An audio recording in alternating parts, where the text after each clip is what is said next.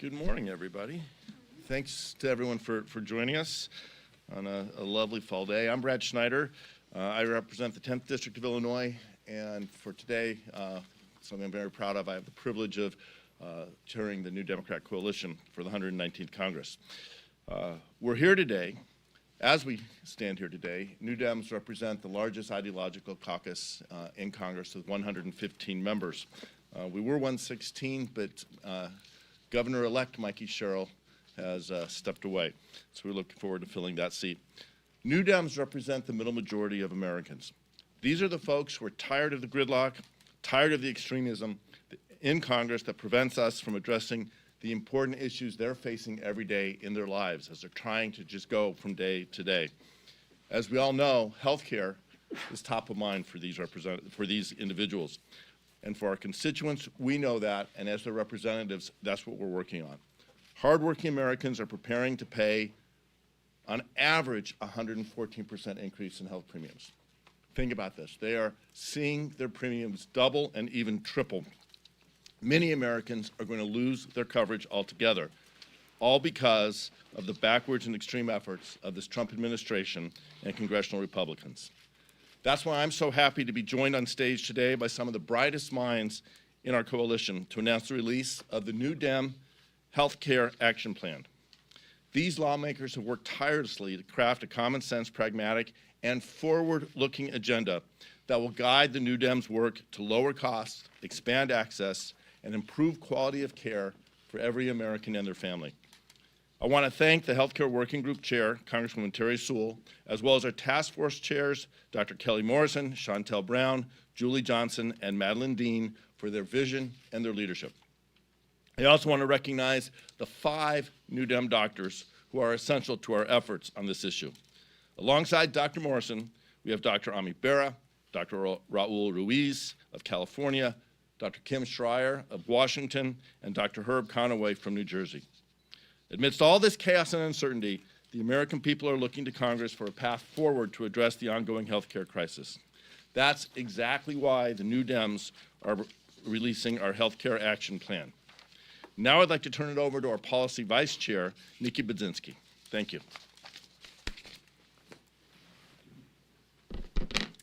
Thank you, Brad, and thank you all for being here today. As Vice Chair of Policy, my mission has been to craft a practical, common sense New Dems agenda that speaks directly to the challenges keeping families up at night. Right now, those challenges are all about cost.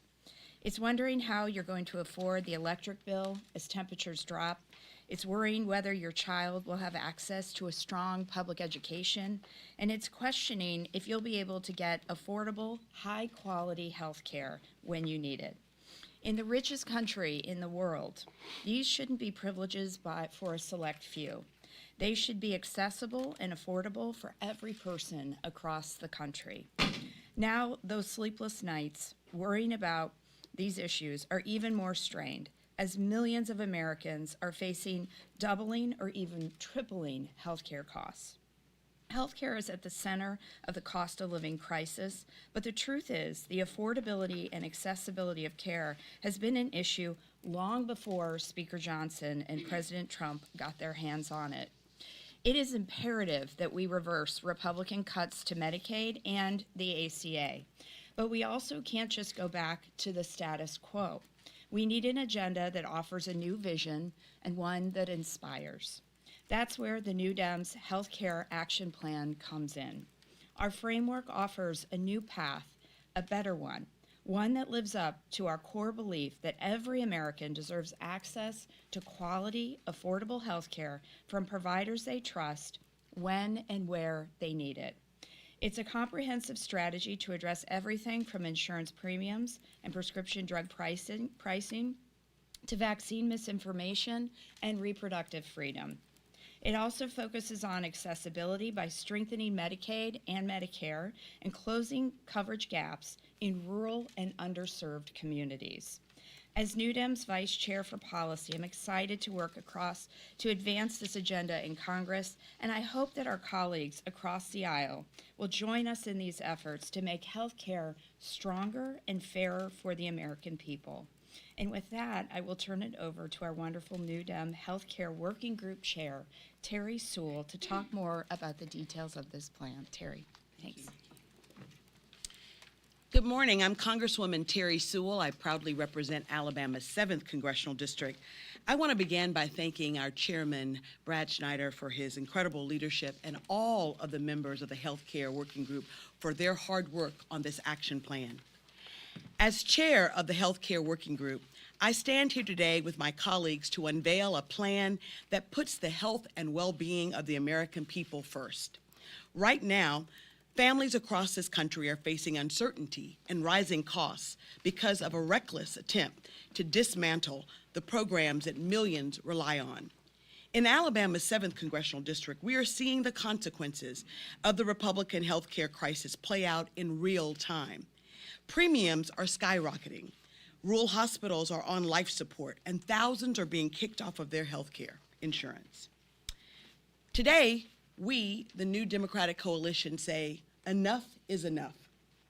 This action plan is simple and straightforward, but it will go a long way in ensuring that our health care system works for every American, not just the privileged few. Our plan is guided by 3 core principles. First, we believe that every American should have access to quality, affordable health care with predictable costs, because no one should have to choose between paying for a prescription and putting food on the table. Second, we believe in strengthening Medicare, Medicaid, and the ACA, because these programs are not partisan luxuries, they are lifelines for so many Americans. Third, we believe that every American, regardless of their zip code, should have the access to doctors, hospitals, and medicines close to their homes. To achieve that, our plan takes a series of common sense steps. It would lower costs by locking in the ACA's enhanced premium tax credits and extending out-of-pocket drug caps to Americans with private insurance. It would reverse the devastating cuts to Medicare and Medicaid while cracking down on fraud and abuse. It would close the coverage gap that continues to plague states like Alabama by restoring the Trump administration's $90 million cut to the ACA Navigator program and streamline enrollment. It would also protect women's health care, encourage research and innovation, and strengthen our public health infrastructure.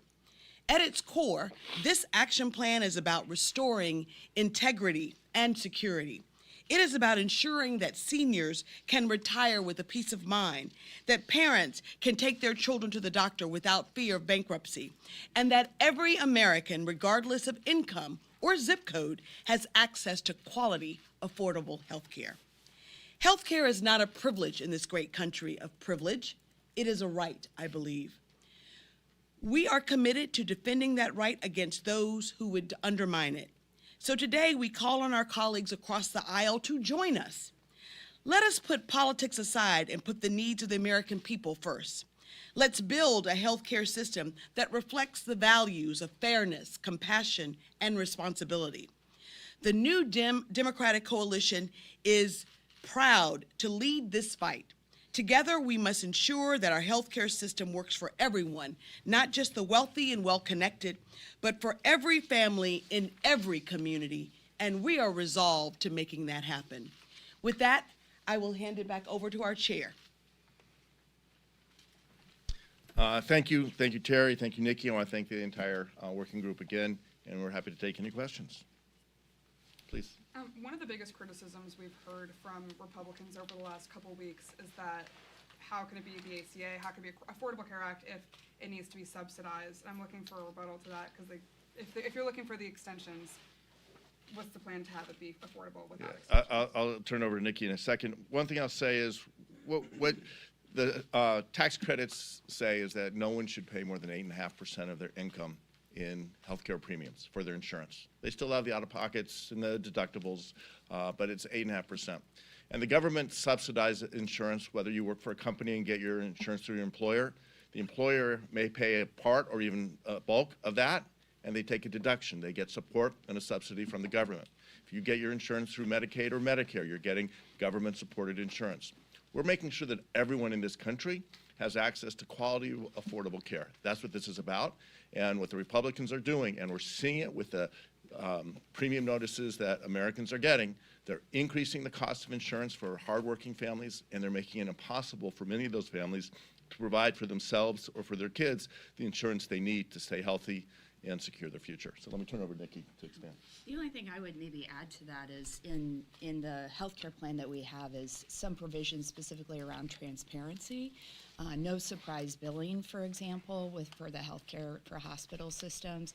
We also tackle some of the issues related to medical debt, which we know also helps to contribute to making the ACA more challenging to afford if you're balancing medical debt.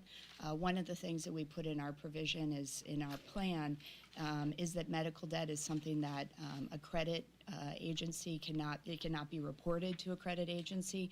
So we're looking at holistically how we're able to strengthen the ACA, and I think we can do that through more transparency, which we hope will shed some light on where we can bring down costs to make premiums more affordable. Yeah. Thank you, Mr. Schneider. Thank you all for doing this. I'm curious if you can just kind of drill down and talk about how the plan kind of addresses, diverse communities. If you look at kind of where the healthcare crisis is really acute, it's communities of color, it's women, LGBTQ communities.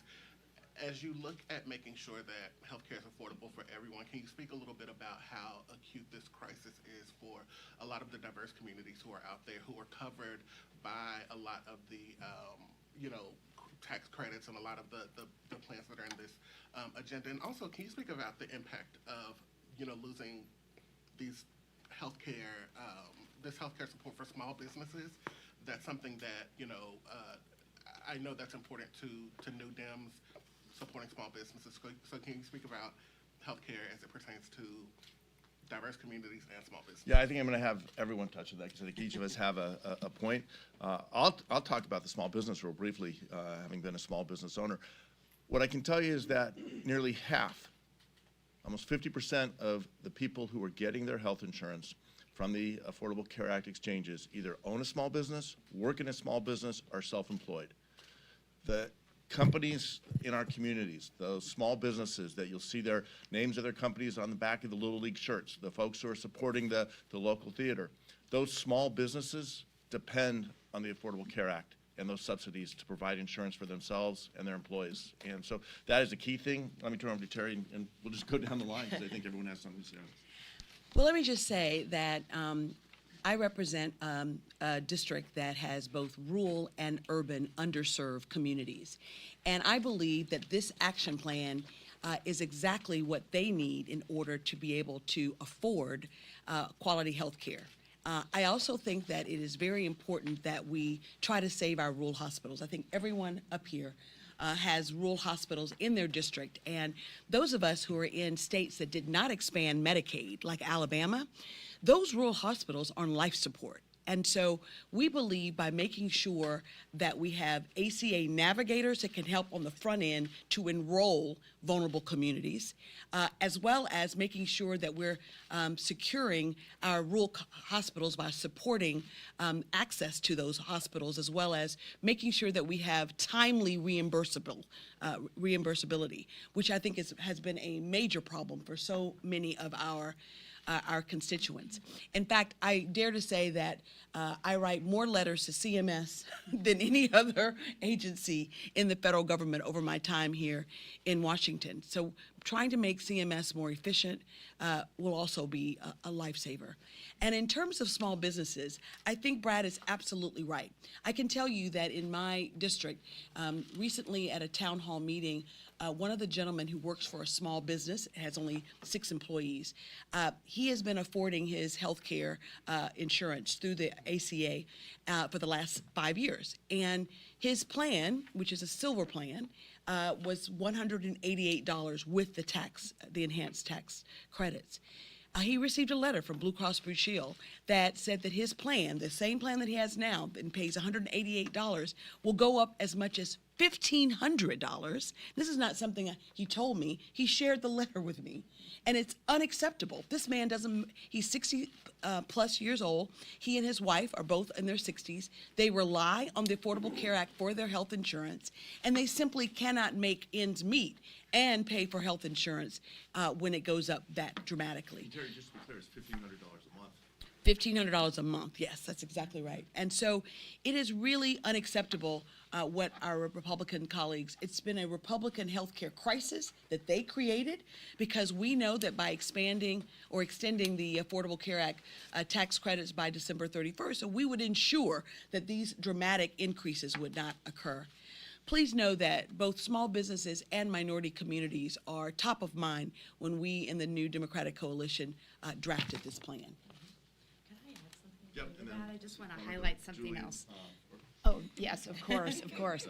I just want to draw attention to, when we're talking about underserved communities, the restoration of the cuts to research in particular, and how important that is to serving the unique needs of our underserved communities. What this administration has done to basically gut NIH is devastating when we're trying to better understand the unique impacts and the unique healthcare needs of our underserved communities. So you'll see that is also in Terry's plan, the healthcare plan, to restore that funding. I'm Julie Johnson from Dallas, Texas, 32nd. Texas leads the nation in people without access to health care.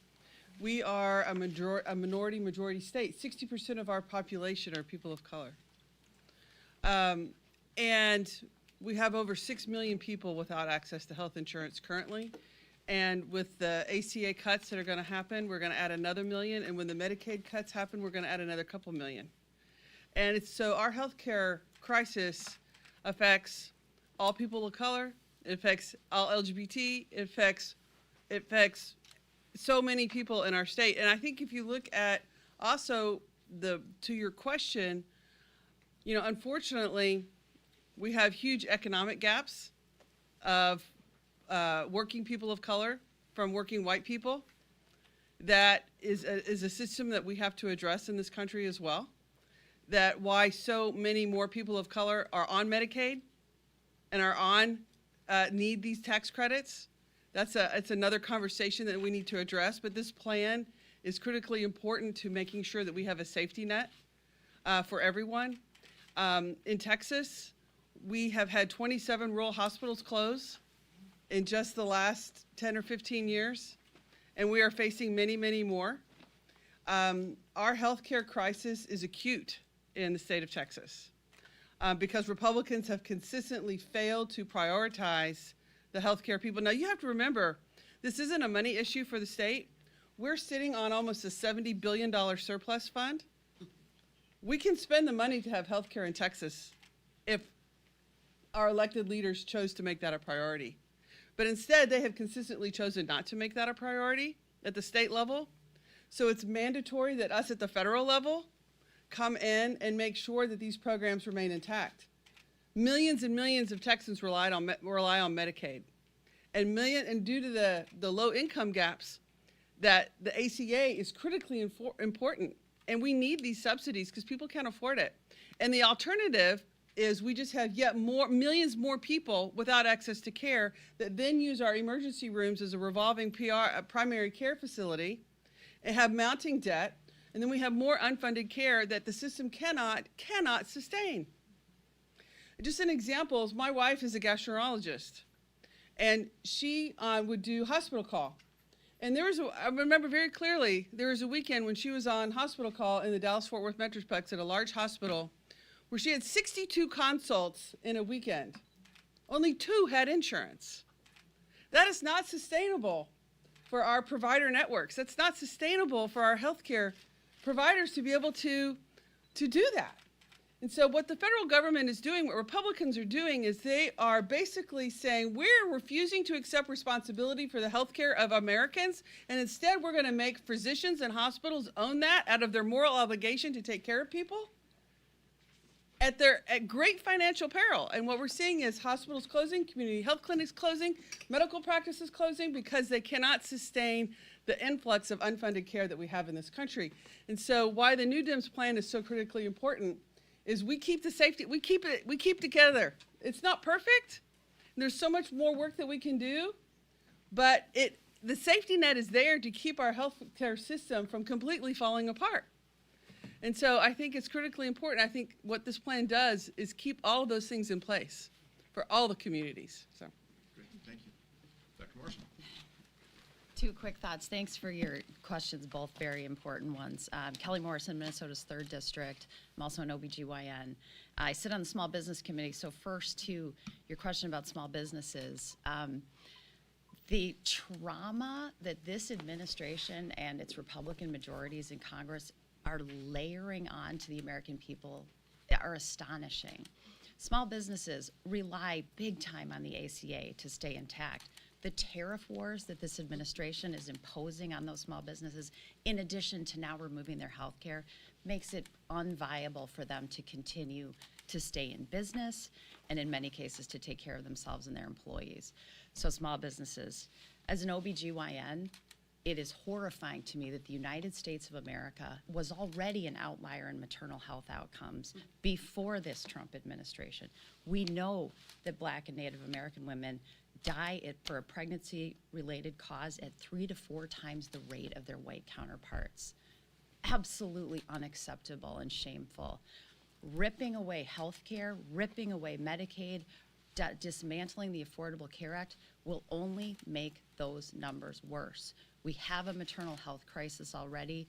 These cuts are making it worse already. It's devastating, and we have to take action now to turn it around. The American people deserve so much better. And as Representative Budzinski said, we are the richest country in the world. We need to take care of our people. Thank you. Please. I have 2 quick questions for you. First, I want to touch on the preserve and stabilize the enhanced premium tax credits. Obviously, time is running out here on that. What are the New Dems doing in terms of trying to get some moderate Republicans to sign on to this discharge petition to force a vote? Or are you guys considering endorsing the Fix-It Act that Sam Liccardo and Kevin Kiley have introduced? And second, I just wanted to ask, obviously these are policy priorities that reflect a lot of Democrats across the board, wherever they sit in the spectrum of politics. Is this kind of the framework that Democrats are using leaning into 2026 and the campaign, since you guys are in the minority and a lot of this can't be accomplished without Republican support? So I'll touch on both briefly. We've been reaching out and will continue to reach out to our Republican colleagues across the aisle, always willing to sit down and talk about any issue. Right now, of paramount importance is health care.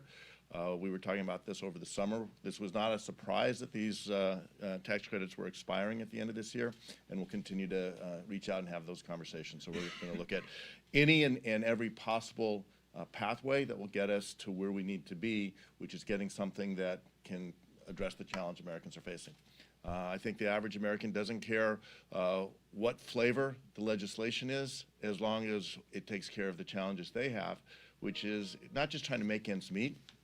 We just had the Thanksgiving holiday, and affordability is an issue everyone's facing.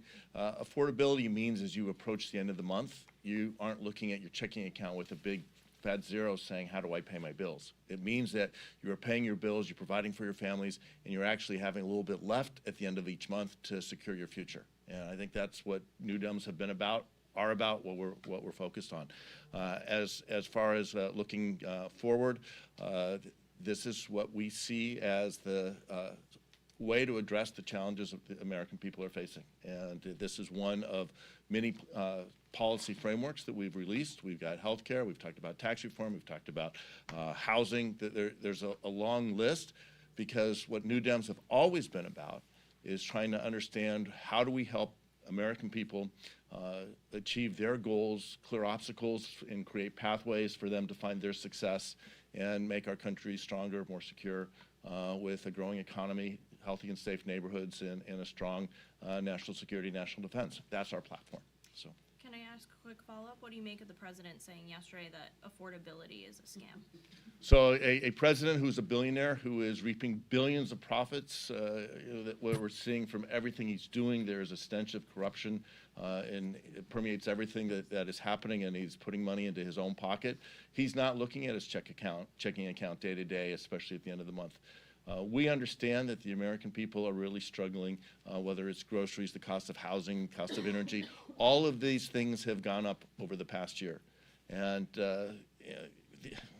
it's not a new principle that it's always about the economy. If the economy is strong, if people are feeling good about their future, if they know that their current moment they can pay their bills and they can secure and have a confidence in their retirement and know that their kids are going to have a better future than what they have today, the same way our parents sacrificed for us, then all of our other challenges shrink and we can tackle them and take them on.